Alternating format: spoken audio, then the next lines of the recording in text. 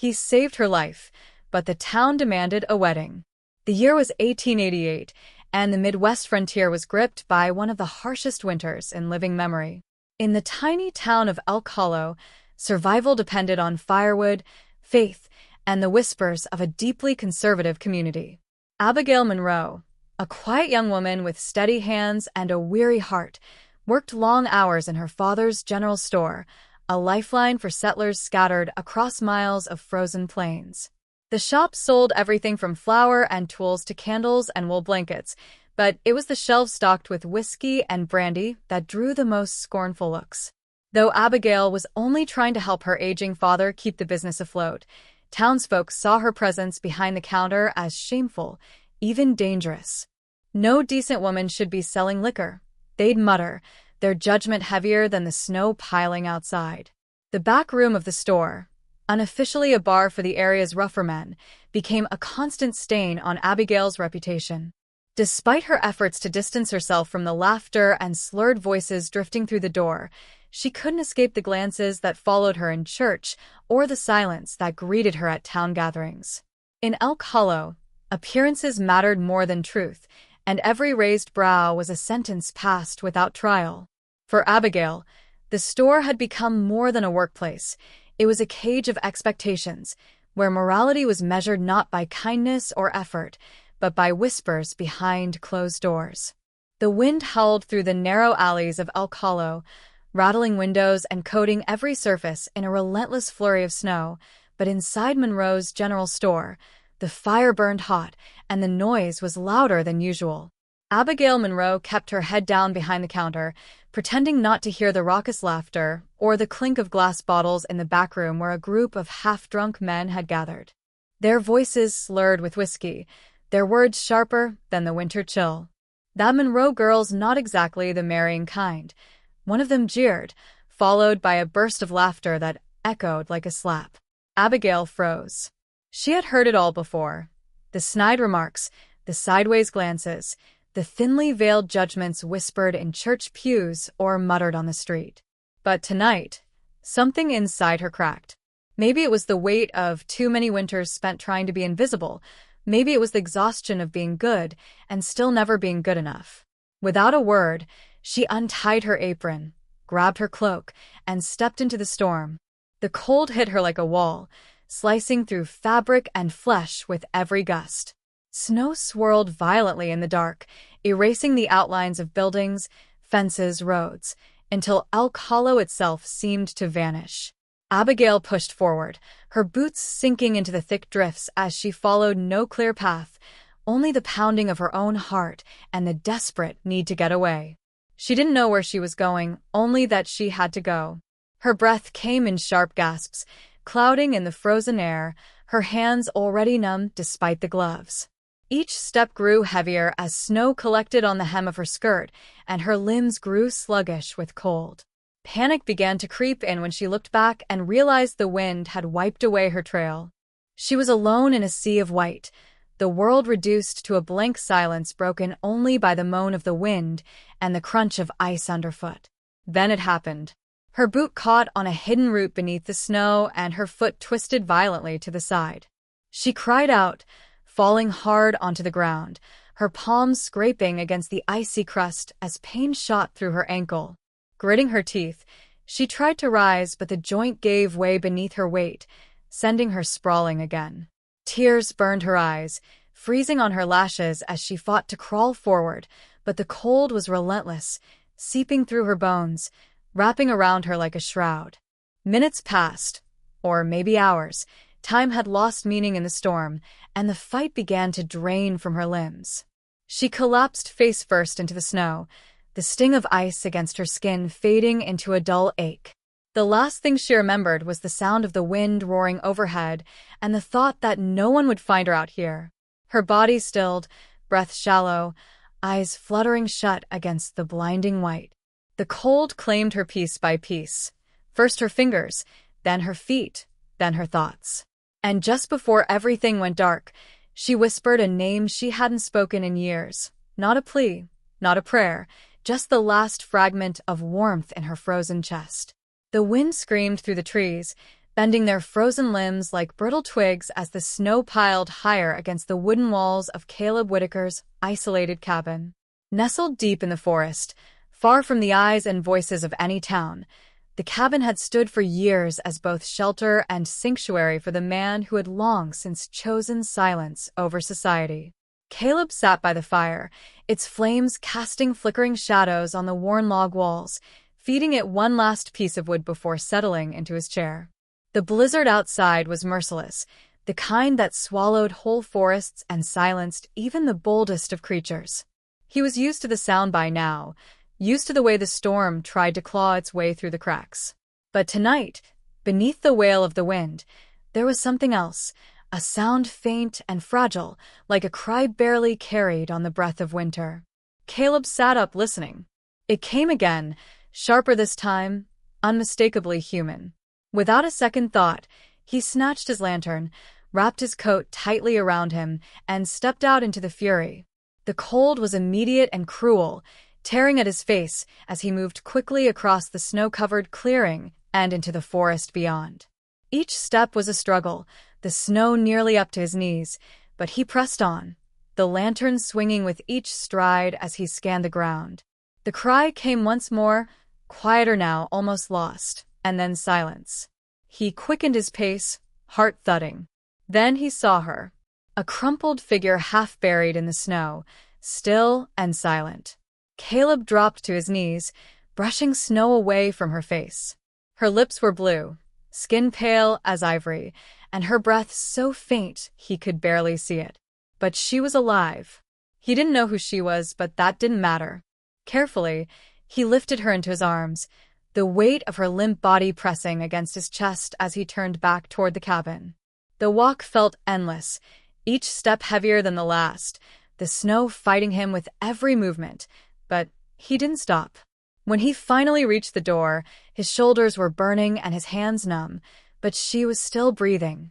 He laid her gently by the fire, wrapped her in every blanket he owned, and knelt beside her, rubbing her hands, speaking softly even though he didn't expect her to hear. "Come on," he muttered, holding a cup of warm broth to her lips. "Stay with me." Hours passed. The storm raged on outside, but inside, the fire crackled and Caleb kept watch, refueling the heat, checking her pulse, whispering words he hadn't spoken to anyone in years. At first, there was no response, only the rise and fall of her chest, slow, fragile, but there. He refused to sleep, afraid that if he closed his eyes, she'd slip away. Just as the sky began to lighten with the first pale traces of dawn, she stirred. Her eyelids fluttered open, and she blinked against the dim light. Caleb leaned back, exhaustion etched into every line of his face. She was alive, and for a reason he couldn't quite explain, that mattered more than it should have. When the storm finally loosened its grip on the forest and the snow settled into a soft, heavy blanket over the land, Caleb Whitaker knew it was time. The woman he had saved, her name, he'd learned, was Eleanor Bradford, was well enough to walk again, though her ankles still bore the stiffness of its injury and her eyes the weight of everything that had passed. Wrapped tightly in one of Caleb's coats, she stood by the door of the cabin as he prepared their journey. Neither of them spoke much that morning. The silence between them wasn't cold, but cautious, filled with things they weren't ready to name. Caleb slung his rifle over his shoulder, just in case, and together they stepped out into the clearing, the snow crunching beneath their boots, the world finally quiet. The walk to town was slow and solemn. Eleanor limped slightly, her hand occasionally brushing Caleb's arm for balance. He didn't offer words, just walked beside her, steady and silent. As the buildings of Hollow Creek came into view, Eleanor's breath caught. She hadn't realized how small the town would look after the vastness of the woods, or how loud the silence would be. The moment they stepped onto Main Street, heads turned, eyes narrowed, whispers flared like sparks in dry grass. "That's her," someone muttered. Stayed the night in his cabin, alone. The word alone hung in the air like poison. Women standing outside the bakery exchanged glances, their lips tightening. Men paused mid-step, eyes hard with judgment. Caleb said nothing, His jaw clenched as he walked beside Eleanor through the center of the storm. Her heart pounded louder than the murmurs. She kept her gaze straight ahead, but every look felt like a stone thrown at her spine. By the time they reached her father's store, the whispers had reached a fever pitch. Richard Bradford stood behind a counter, wiping his hands with a rag. His face was pale, more from dread than surprise. He had heard. Everyone had. "Eleanor," he said, his voice low, controlled, but brittle. She opened her mouth, desperate to explain, but he raised a hand. "It doesn't matter," he said. "They've already decided what they believe." His eyes moved to Caleb, narrowing slightly. "You brought her back. But what kind of man lets this happen?" Caleb didn't flinch. He looked Richard in the eye and said simply, "The kind who kept her alive." The words hit the room like a crack of thunder. For a moment, no one moved. Then Richard's shoulders slumped, the weight of shame, fear, and reputation pulling him downward. He looked at his daughter, not with anger, but with despair. "There's only one way to fix this," he said at last, his voice rough. "You'll marry him." Eleanor's breath hitched. She hadn't expected that. Not so soon. Not like this. Her eyes darted to Caleb, who stood unmoving, his expression unreadable. "Father, please," she began, but he shook his head. "It's done," he said. "This town doesn't forget. If you want a life here, if you want to hold your head up, you have to marry him." The silence that followed was deafening. Eleanor looked at Caleb, searching for any sign of reluctance, resistance, anything. But his eyes were calm, steady. "If it'll save your name," he said quietly, "I'll do it." There was no hesitation.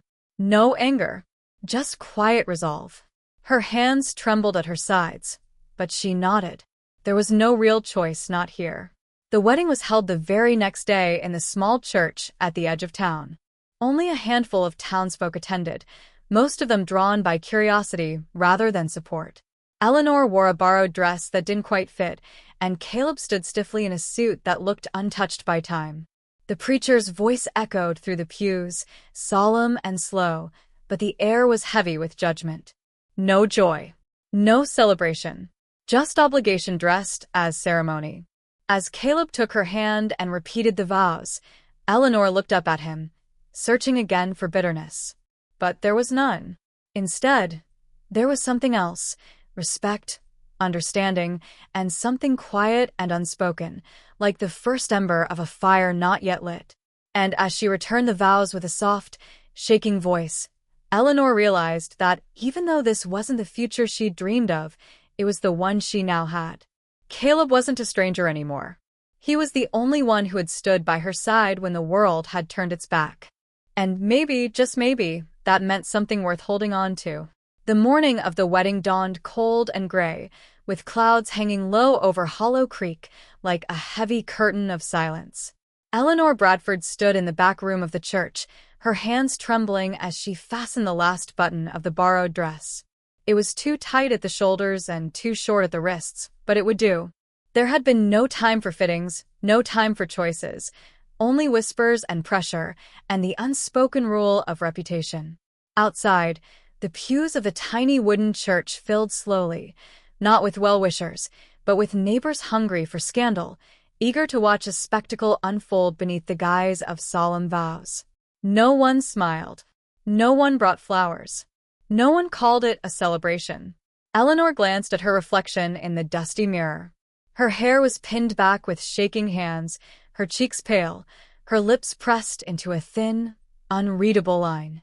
This wasn't how she imagined her wedding would be, not surrounded by hushed voices and judgmental glances, not marrying a man she barely knew to silence a town that never forgave.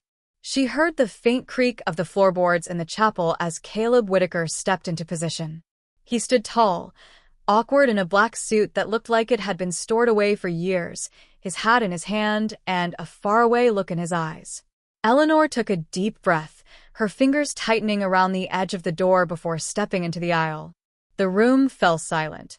Every head turned, every eye followed her as she walked toward the altar, her steps slow, her spine straight despite the weight of shame pressing against it. The preacher cleared his throat, his voice steady but devoid of warmth. He read from the scriptures, moving mechanically through the words that were meant to bind two hearts in love, but which now only served to tie two strangers into an agreement neither of them had asked for. Eleanor stood beside Caleb, her hands cold in his. He didn't flinch. He didn't smile either. His grip was firm, respectful, and steady, like he was holding a fragile thing he didn't dare break. She risked a glance up at him, expecting to see discomfort or pity, but instead, she saw something else entirely. Stillness. Resolve. A strange sort of kindness that didn't ask for anything in return. When it came time for the vows, Caleb spoke first, his voice low but even. "I promise to stand beside you," he said simply. There were no flowery words, no grand declarations, just a quiet promise to be there. Eleanor's throat tightened. When her turn came, her voice faltered, but she managed to echo the words, each one landing like a stone in a still pond. The preacher pronounced them man and wife, but no one clapped. No one offered congratulations.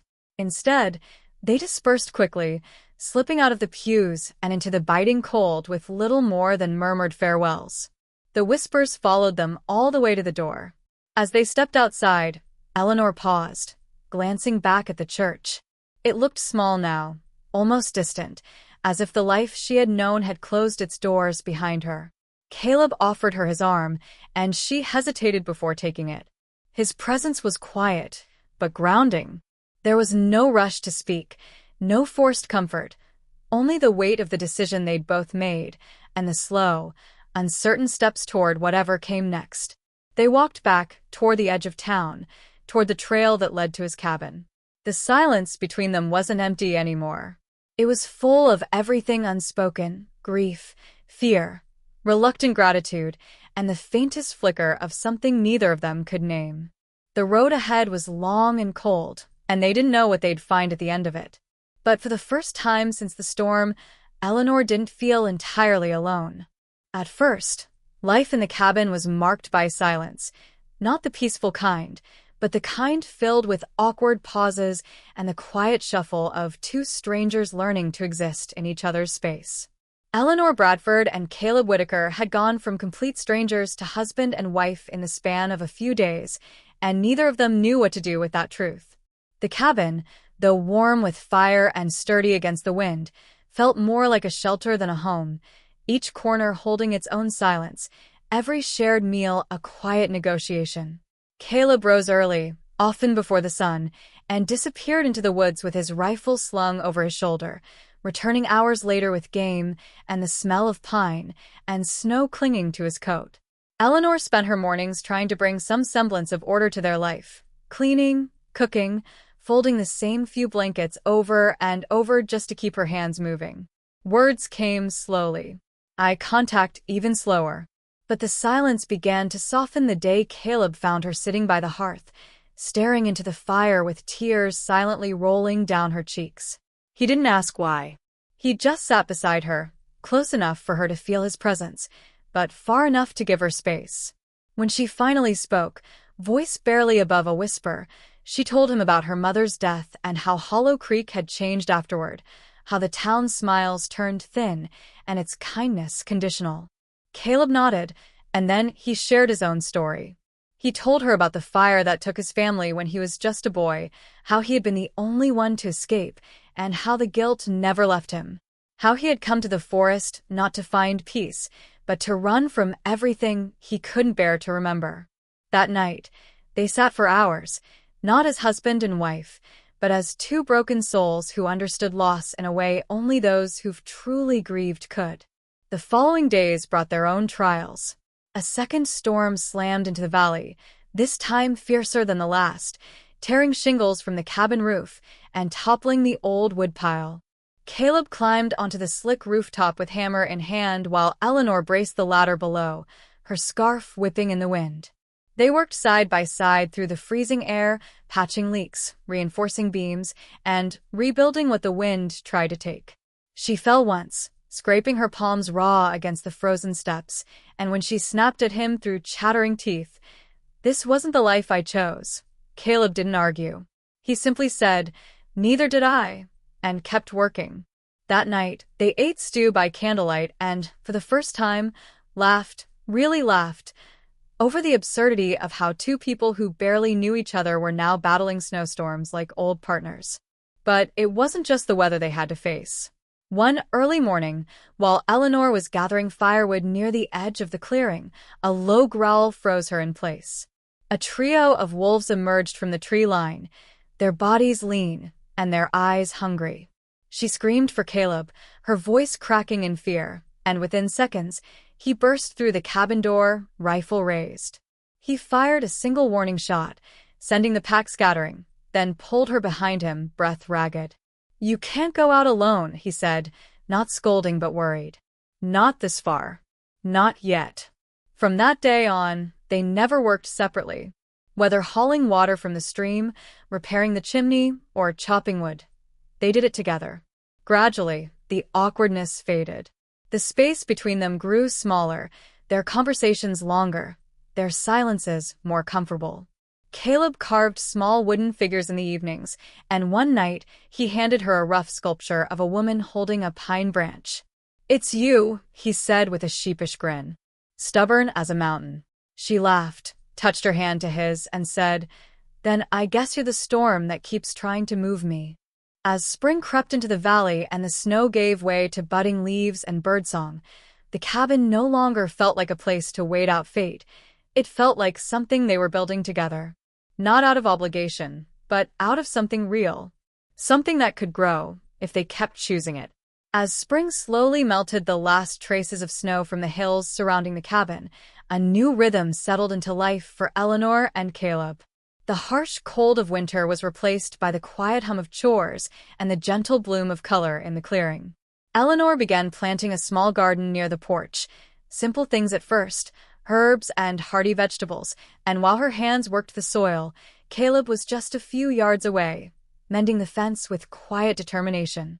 Their conversations came easily now, filled with laughter, shared memories, and the occasional teasing remark that left a smile lingering long after the words faded.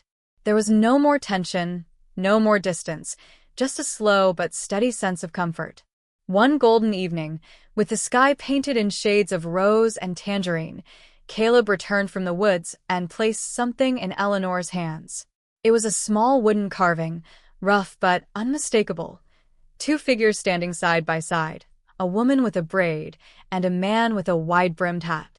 "It's us," he said simply, his voice softer than she'd ever heard it. Eleanor turned the figure over in her palms, the texture of the wood warm from his touch. Her throat tightened as emotion welled up unexpectedly.